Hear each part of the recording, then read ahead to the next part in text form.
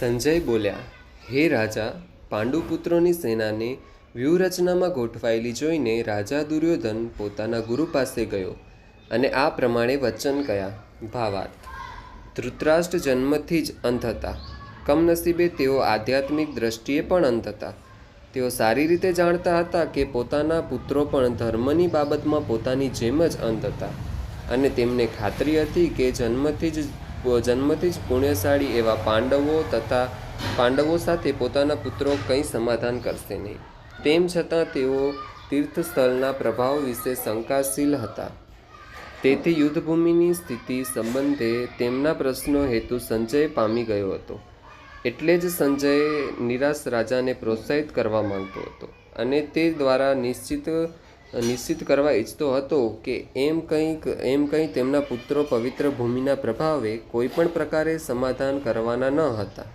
તેથી સંજયે રાજાને જણાવ્યું કે તેનો પુત્ર દુર્યોધન પાંડવોની સેનાને જોઈને તરત જ પોતાના સેનાપતિ દ્રોણાચાર્યને વાસ્તવિક સ્થિતિ જાણ કરવા ગયો હતો.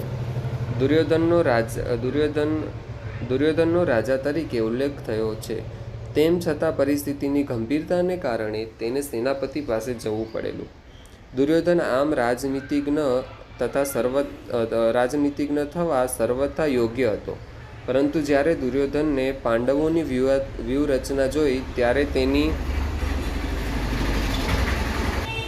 તેની મુદ્દગીરી તેના ભયને છુપાવી શકી નહીં. અનુવાદ: હે આચાર્ય, પાંડુ પુત્રોની આ વિશાળ સેનાને જુઓ કે જેની વ્યૂહરચના આપના બુદ્ધિમાન શિષ્ય એવા દ્રુપદ પુત્રે બહુ નિપુણતાથી કરી છે. ભાવાર્થ: મહામુત્સદી દુર્યોધન બુદ્ધિશાળી મહાન બ્રાહ્મણ સેનાપતિ દ્રોણાચાર્યના દોષો તરફ અંગુલી નિર્દેશ કરવા માગતો હતો. અર્જુનની પત્ની દ્રૌપદીના પિતા રાજા દ્રુપદની સાથે દ્રોણાચાર્યને રાજકીય બાબતમાં ઝઘડો થયો હતો. આ વિવાદના પરિણામે દ્રુપદે એક મહાન યજ્ઞ કરેલો, જેનાથી તેને એક એવા પુત્રને પ્રાપ્ત કરવાનું વરદાન મળ્યું હતું કે જે દ્રોણાચાર્યનો વધ કરી શકે. દ્રોણાચાર્ય આ વિશે સારી પેઠે જાણતા હતા. તો પણ જ્યારે દ્રુપદના પુત્ર ધૃષ્ટદ્યુમ્નને યુદ્ધ વિદ્યા શીખવા માટે તેમને સોંપવામાં આવ્યો, ત્યારે એક ઉદાર બ્રાહ્મણ તરીકે દ્રોણાચાર્યે તેને યુદ્ધ વિદ્યાના સર્વ રહસ્યો શીખવાડવામાં લેશ માત્ર આનાકાની કરી નહીં. હવે કુરુક્ષેત્રના રણ મેદાનમાં ધૃષ્ટદ્યુમ્ન પાંડવોના પક્ષે હતો અને દ્રોણાચાર્ય પાસેથી તે જે યુદ્ધકળા શીખ્યો હતો તેના જ આધારે તેણે આ વ્યૂહરચના કરી હતી. દુર્યોધને દ્રોણાચાર્યની આ ભૂલ દર્શાવી હતી કે જેથી તેઓ યુદ્ધમાં સાવધ રહે અને કોઈ કચાશ રાખે નહીં. આના દ્વારા તે એમ પણ જણાવવા માગતો હતો કે દ્રોણાચાર્ય પોતાના પ્રિય શિષ્યો પાંડવો પ્રતિ યુદ્ધમાં એવી જ રીતે ઉદાર રહે નહીં. ખાસ કરીને અર્જુન તેમનો સર્વાધિક પ્રિય તથા તેજસ્વી શિષ્ય હતો. દુર્યોધનને આવી ચેતવણી પણ આપેલી કે યુદ્ધમાં આવી ઉદારતા પરાજય નોતરી શકે. અહીં આ સેનામાં ભીમ તથા અર્જુન જેવા અનેક વીર દુર્યોધનો છે, જેમ કે મહારથી યુયુધાન, વિરાટ તથા દ્રુપદ. ભાવાર્થ: જો કે યુદ્ધકાળમાં દ્રોણાચાર્યના મહાન સામર્થ્ય સાથે ધૃષ્ટદ્યુમ્ન બહુ મહત્વપૂર્ણ અવરોધરૂપ ન હતો. તેમ છતાં એવા બીજા અનેક યોદ્ધાઓ હતા કે જે ભયના કારણરૂપ હતા. દુર્યોધન તેમનો ઉલ્લેખ વિજય પથમાંના મોટા વિઘ્ન તરીકે કરે છે, કારણ કે તેમાંના દરેક યોદ્ધો ભીમ તથા અર્જુન જેવો દુર્જય હતો.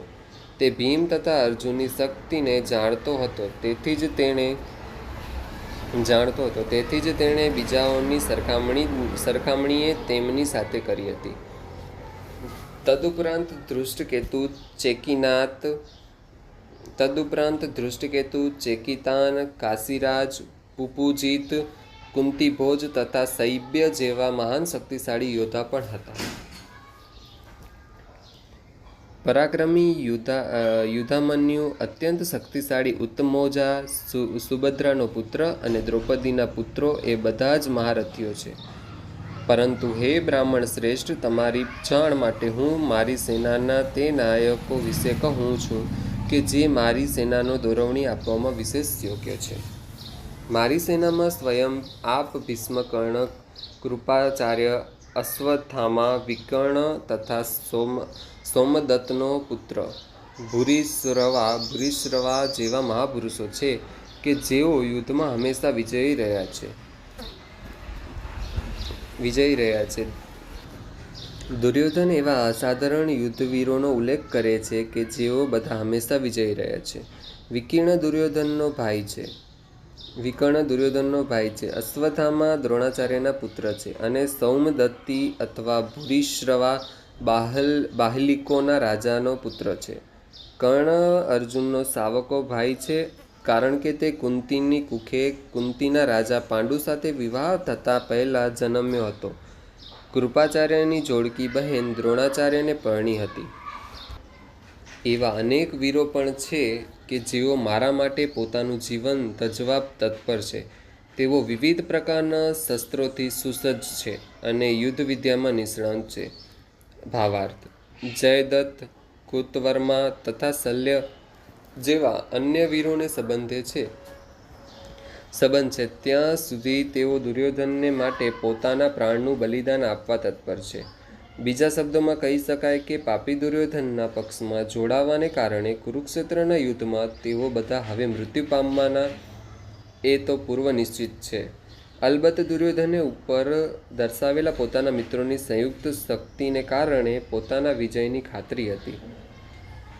આપણું સૈન્યબળ અમાપ છે અને આપણે સૌ પિતામહ ભીષ્મ દ્વારા સંપૂર્ણપણે રક્ષાયેલા છીએ, જ્યારે પાંડવોનું સૈન્યબળ ભીમ દ્વારા સારી રીતે રક્ષાયેલું હોવા છતાં તે સીમિત છે. ભાવાર્થ: અહીં દુર્યોધને તુલનાત્મક સૈન્યબળનો અંદાજ રજૂ કર્યો છે.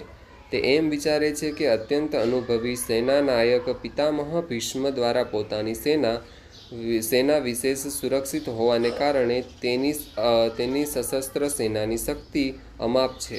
બીજે પક્ષે પાંડવોની સેના સીમિત છે, કારણ કે તેનું રક્ષણ એક અલ્પ અનુભવી નાયક ભીમ કરે છે કે જે ભીષ્મની સરખામણીમાં નગણ્ય છે. દુર્યોધન સદા ભીમનો દ્વેષ કરતો હતો, કારણ કે તે જાણતો હતો કે જો પોતાનું મરણ નીપજશે તો એ માત્ર એક જ ભીમ દ્વારા જ થશે. પરંતુ તે સાથે જ તેને ભીષ્મની ઉપસ્થિતિને લીધે પોતાના વિજય માટે દૃઢ વિશ્વાસ હતો, કારણ કે પિતામહ ભીષ્મ અત્યંત ઉત્કૃષ્ટ સેનાપતિ હતા. પોતે યુદ્ધમાં વિજયી થશે એવા પોતાના નિર્ણય વિશે તેને ખાતરી જ હતી.